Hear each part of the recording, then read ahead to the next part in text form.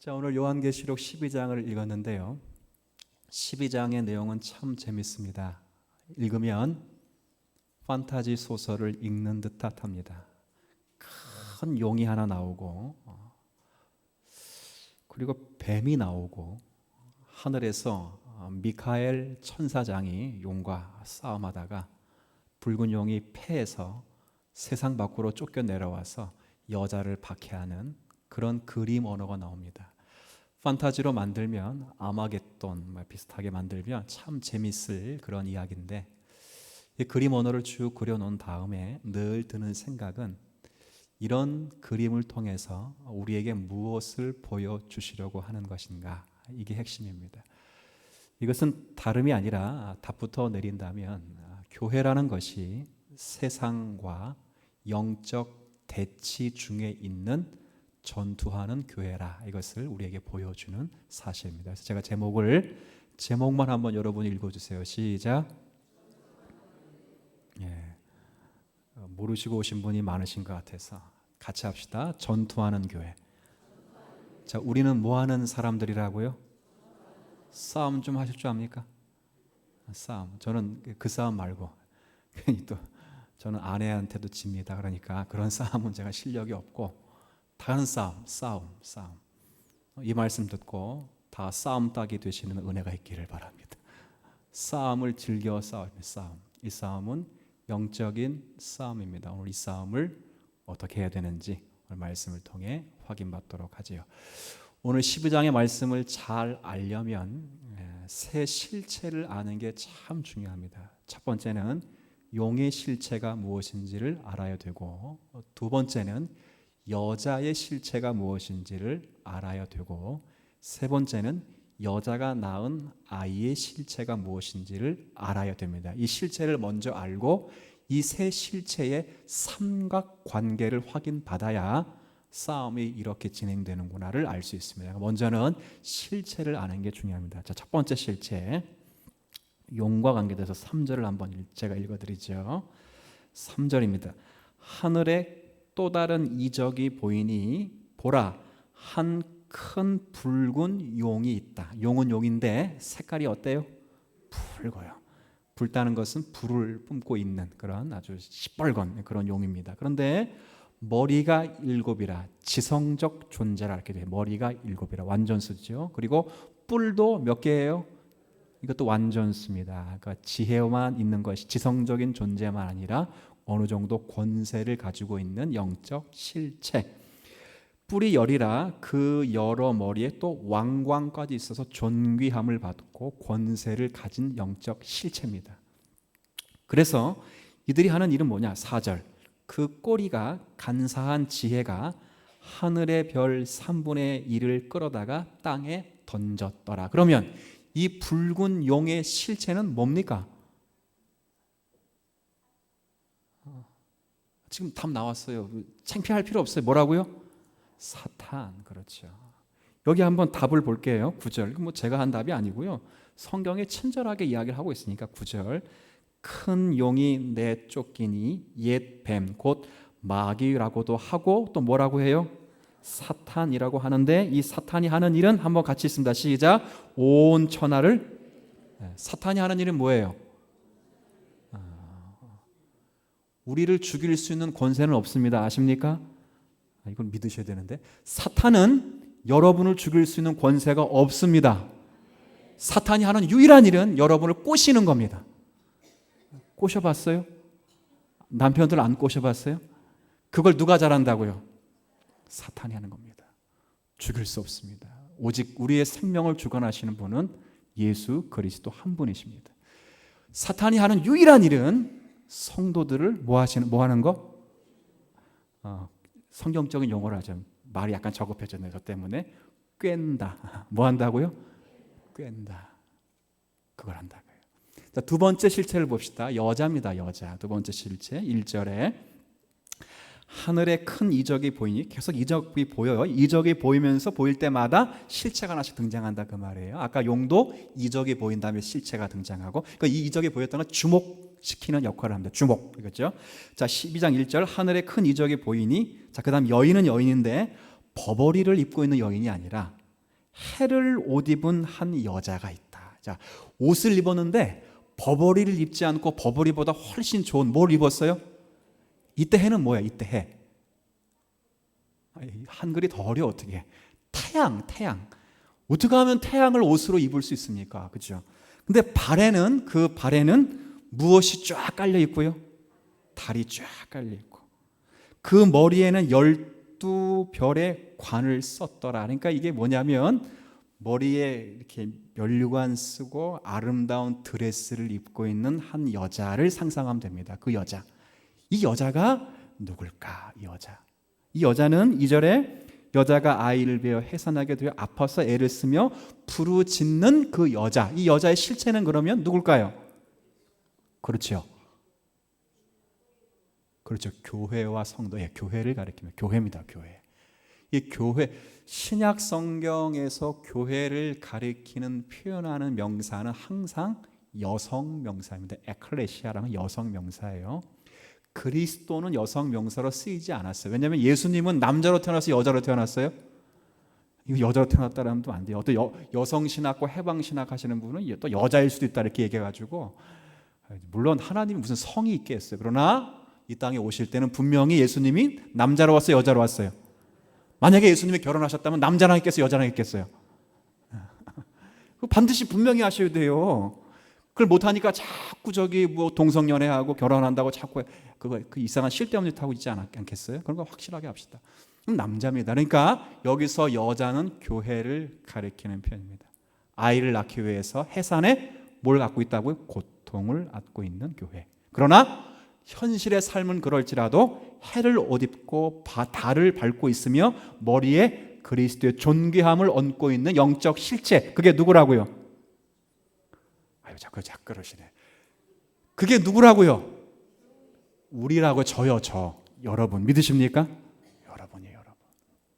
또 하나 실체를 봅시다. 또 하나 실체는, 자, 이제 그 여자가 낳은 아들이 있는데 이 아들이 누군지 한번 보십시다. 5절.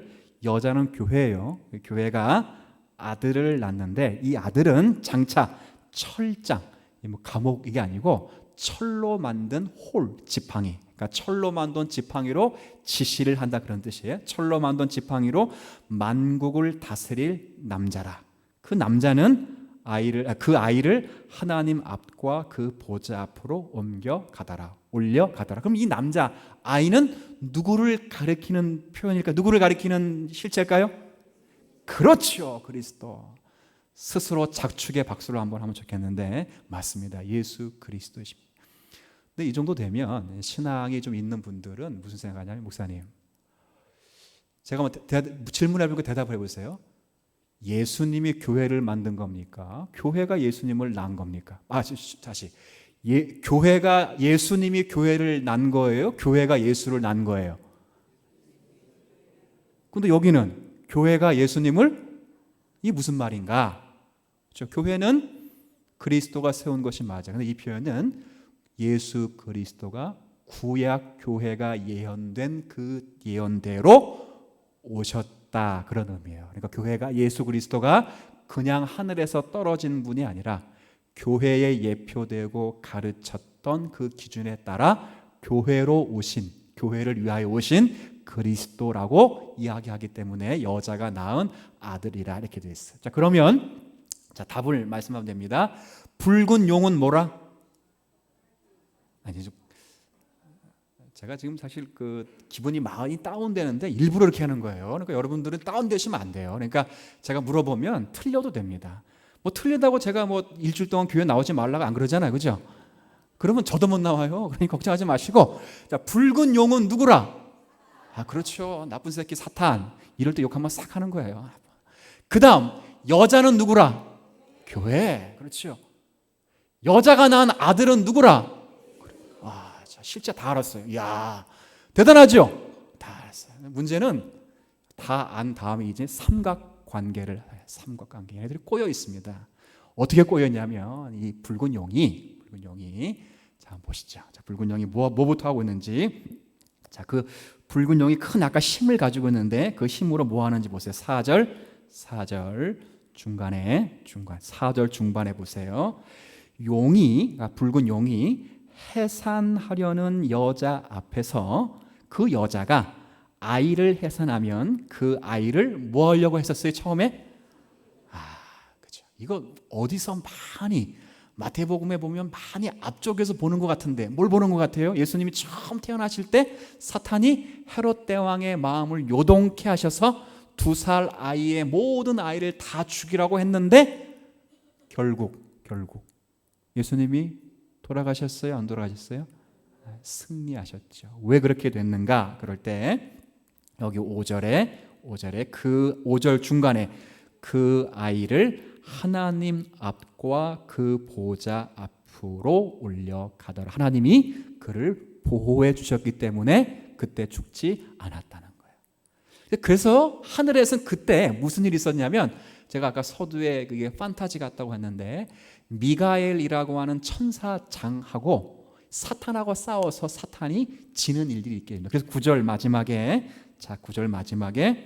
그 일이 있은 이후에 9절 중간부터 제가 읽을게요. 온 천하를 꿰는 자라 그가 땅으로 내쫓기니 한번 같이 읽지요. 시작. 그의 사자들도 그와 함께 내쫓기더라. 자, 지금 예수님을 죽이려고 하다가 못 죽였고 결국 미카엘 천사장의 패배를 당해서 결국 어디로 내려왔어요? 땅으로 내려왔어요. 근데 문제는 땅으로 내려온 다음에 아직도 이 사탄이 지금 어떤 일을 하는 거예요? 조금 전에 지금 사탄이 누구를 잡아먹으려고 했어요? 누구를? 여자가 낳은 아들. 그거 실패했어요? 성공했어요?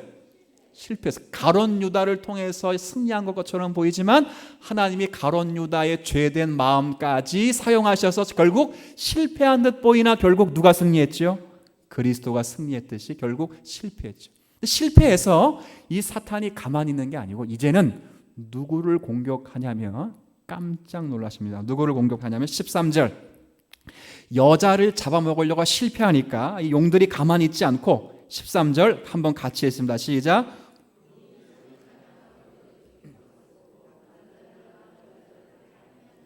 자, 조금 전에는 여자가 낳은 남자아이를 잡아먹으려 실패했다가 이제 그게 수포로 돌아가니까 이제 방향을 바꿔서 누굴 잡아먹으려고 한다고요?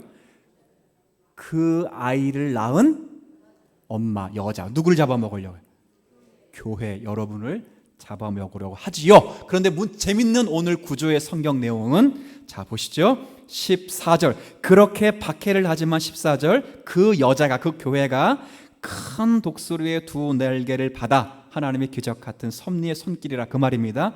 광야 자기 곳으로 날아가 거기서 그 뱀의 낫을 피하여 한 때와 두 때와 반 때, 3년 반 때를 양육받았다. 이것은 한 때, 두 때, 세 때, 그리고 이 세 때는 1260일. 이것은 결국 예수님의 초림과 재림 사이라 그랬습니다. 그 사이 동안 교회는 광야에서 뭘 받는다고요? 보호하심을 받는다 그 말이에요. 그 이야기를 하는. 그러니까 잘 보세요. 용이 지금 교회가 낳은 남자아이를 잡아먹으려다가 실패하니까 그냥 끝나는 게 아니라 오히려 반대로 이제 그 아이를 낳은 누구를 잡아먹으려고 한다고요? 엄마인 여자를 잡아먹으려고 지금 입을 벌리고 있는데 그런데 여자도 잡혀 먹힌다 안 잡힌다? 안 잡힌다. 왜? 한 때, 두 때, 반 때 1260일 동안 광야에서 누구의 보호하심을 받기 때문에 하나님의 보호하심을 받기 때문에 믿으십니까? 이게 오늘 내용이에요. 이게 벅차지 않습니까? 설명이 부족해서 아닌 줄 알고 더 열심히 설명하도록 벅차지요. 얼마나 감격스럽습니까? 여자를 잡아먹으려는 실패합니다. 또 보세요. 15절 또 잡아먹으려고 이제 여자의 뒤에서 뱀이 그 입으로 물을 강같이 토하여 여자를 물에 떠내려 가게 하려 하되 16절 같이 있습니다. 시작. 땅이 여자를 도와 그 입을 벌려 용의 입에서 토한 강물을 삼키니. 자, 뭐가 삼켜버렸어요? 땅이 물을 다 삼켜서 결국 여자는 안전하게 보호를 받았다 이거예요. 참 오늘 이 말씀입니다. 결국 여자도 아들과 같이 남자아이처럼 결국 승리하게 되는데 오늘 이 가운데 제가 전투하는 교회라 이렇게 생각을 하고 무슨 전투를 하게 되는가를 생각하셔야 돼요. 자, 결과와 운명적으로는 제가 묻습니다.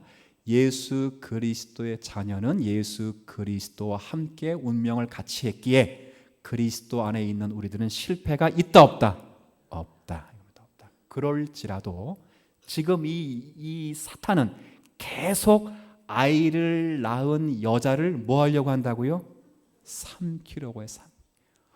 어떻게 삼키는지를 잘 보십시오. 15절. 제가 이 문제는 주일날 한번 다룬 적이 있는데 15절.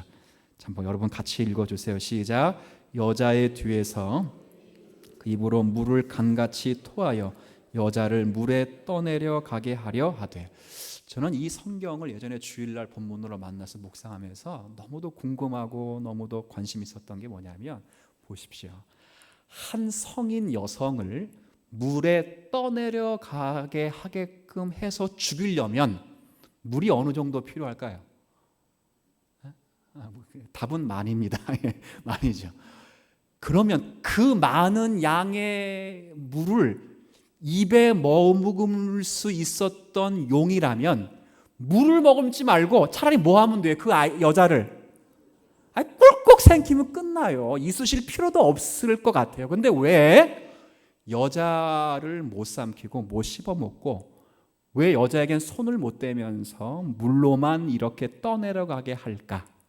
이게 뱀의 운명입니다. 뱀은요, 아까 제가 말씀드렸지만 우리는 결코 사단의 권세에서 우리의 생명을 빼앗기지는 않습니다. 오히려 사단도 하나님의 못된 불의한 종이라서 성도들을 세워가는 결국으로 쓰여질 수밖에 없는 운명을 가지고 있습니다. 그러나 그는 불의했기 때문에 결국 심판을 받는 가장 큰 주체가 되지요. 오늘도 마찬가지입니다.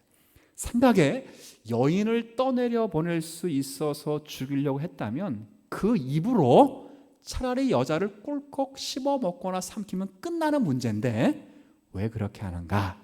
이런 상징 언어를 통해 뭘 보여주는가?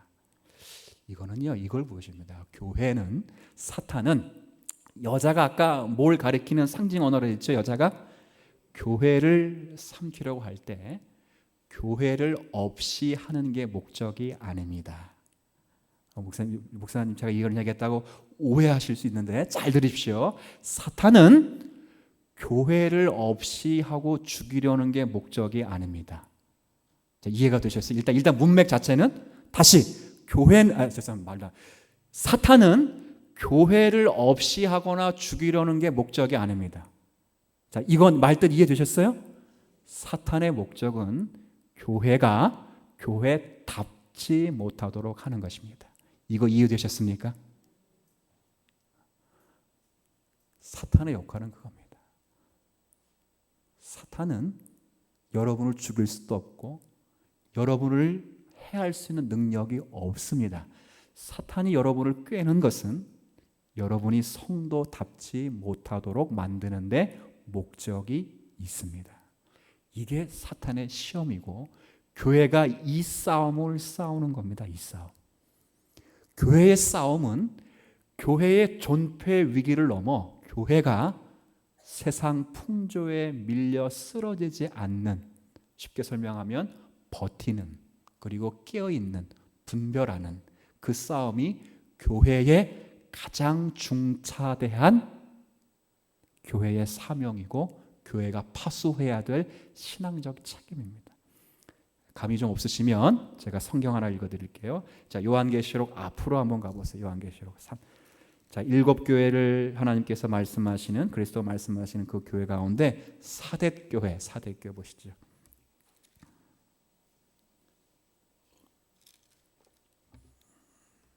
자, 사대교회를 한번 보십시오. 요한계시록 3장 1절. 자, 요한계시록 3장 1절 한번 같이 읽어주세요. 시작. 사대교회의 사제에게 편지하라. 하나님의 7 영과 7 뼈를 가지신 이가 이르시되 내가 내 행위를 아노니 내가 살았다는 이름을 가졌으나 죽은 자로다. 자, 이 교회가 지금 물어볼게요. 죽어 있다는 겁니까? 살아 있다는 겁니까? 지금 문맥상 그냥 문맥 죽어 있다는 거예요. 살아 있다는 거예요. 그렇게 느껴지세요? 그러면 사대교회 성도들은 지네들이 살았다는 겁니까? 죽었다는 겁니까? 지네들은 다 지금 뭐 하고 있다고 생각하고 있어요? 살았다. 근데 주님의 눈으로 보실 때는 저게 살아있는 게 아니고 뭐 한 거라? 죽었다. 뭐가 없어서? 이 교회가 전도가 없었을까요? 이 교회는 한마디로 제가 이렇게 기억했습니다. 새벽 예배할 때 예전에 이 교회를 같이 한번 해주세요. 바쁘다 바빠. 이 교회가 사대교회입니다. 바쁩니다. 무지 바쁩니다. 전도하고 기도하고 구제하고 선교하고 봉사하고 성경하고 무지 바빠. 무지 바빠서 자기들이 살아있는 줄 압니다. 무지 바빠가지고 노래 연습 무슨 뭐 교재 무진장 많아가지고 지네들이 살아있는 줄 알아. 그런데 하나가 없습니다. 2절에 온전함이 없습니다. 그 안에 그리스도가 없고 그리스도의 성품이 없으며 그리스도의 인격이 없습니다. 그걸 지적하는 것입니다. 사탄이 교회에서 뭘 뺏어가는가? 여러분의 생명을 뺏어갈 수는 없습니다. 여러분이 그리스도의 자녀다운 그리스도의 인격과 사역을 뺏어갑니다. 교회는 그것과 싸우는 것입니다.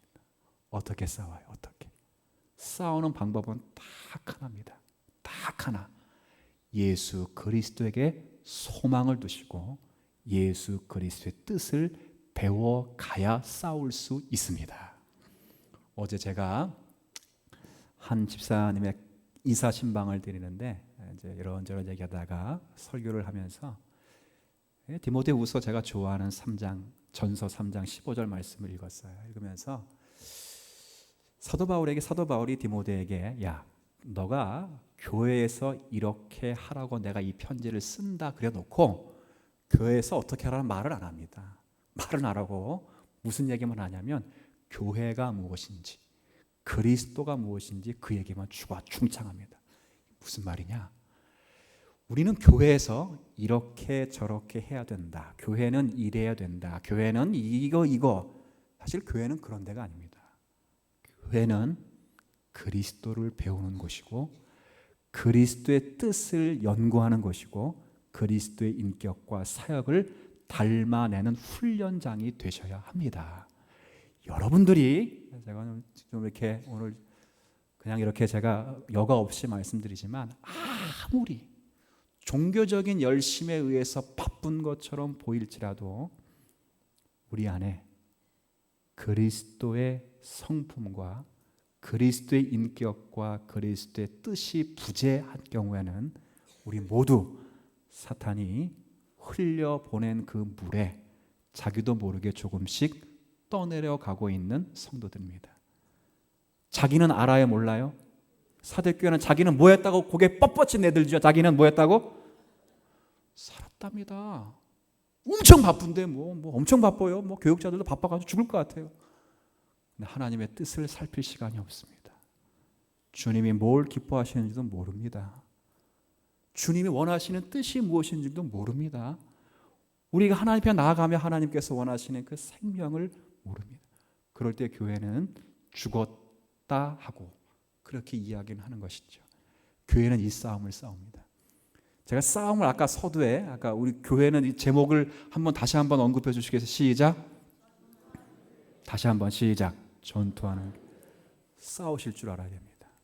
상대를 잘 고르세요. 옆 사람 고르거나 자기 고르지 마시고 사탄의 권세와 싸우실 수 있는 여러분 되시길 바라요. 혈과 육의 싸움이 아닙니다. 부부끼리 싸울 필요 없어요. 기도하면 하나님이 알아서 싸워주십니다. 말이 좀 이상하기도 하지만 여기서 싸워서 주신다는 게 내 원대로 된다는 게 아니라 주님이 뜻대로 풀어주신다 그 말이에요.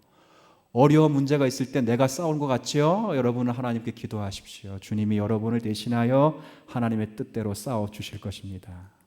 우리는 하나님의 뜻을 배우고 아는 것입니다. 하나님 무엇을 원하시는지 오늘 이 예배 우리의 삶에 우리의 사정에 내가 살아가는 삶의 자리에 주님이 기뻐하시는 일이 무엇인지 그걸 배우려고 하지 않는 이상 교회는 희망이 없습니다. 제가 얘기했죠. 유럽 교회가 한국교회를, 제가 아까 얘기한 게 한국교회를 칭찬하는 것 같습니까? 책망하는 것 같습니까? 놀랬다는 거 아니에요? 놀랬다는 거. 한국교회 가장 유명한 목사님이 독일에 가서 설교를 하는데 독일의 경건한 개혁파 성도들이 설교를 듣고, 목사님, 저게 기독교입니까? 묻었습니다. 이름만 다 알면 너무도 잘 알고 누구나 그 자리에 가서 안수받고 싶어하는 그 목사님이 설교를 눈물 흘려가며 했는데 성도들 듣고 과연 저게 기독교가 맞습니까? 반성하셔야 됩니다. 열심도 있고 봉사도 있고 능력도 있지만 우리 안에 주님의 사랑과 그리스도의 성품이 부재합니다. 사탄이 그걸 노리고 있습니다. 싸우십시오. 죄와 싸우시고 그리고 사탄과 싸우셔서 신앙으로 남는 싸움의 승리자가 되시기를 주님의 이름으로 부탁을 드립니다. 하나님, 이 싸움은 포기해서 되는 일이 아닙니다. 난 그냥 헌금 많이 할래요. 난 어디 가서 사람 돕겠습니다. 훌륭한 학자가 되겠습니다. 훌륭하지요. 그러나 죄와 싸우고 세상의 거짓된 흐름과 싸우며 성도의 성품을 드러내는 노력을 하는 일들을 제외한 다른 일들은 성도로서 주신 사명이 아닌 줄 알고 언제나 우리가 떠밀려 가지 않도록 분별하며 깨어 근신하는 싸움을 싸워 우리를 통하여 하나님이 세워가시고 만드시고자 하시는 교회를 이루어가는 성도들 되게 하여 주옵소서. 주께서 우리가 한 주간 동안 살아가는 모든 삶의 자리에서 은혜를 더하시고 기도하는 모든 기도 제목마다 하나님께서 은총을 덧입혀 주옵소서. 주 예수 그리스도의 은혜와 아버지 하나님의 크신 사랑과 성령님의 내주하시고 위로하시며 역사하시니 거룩한 주일을 만나 하나님을 예비하며 돌아가는 모든 성도들의 심령과 마음 위에 그리고 가정 위에 이제로부터 영원까지 항상 함께 하시기를 축원하옵나이다. 아멘.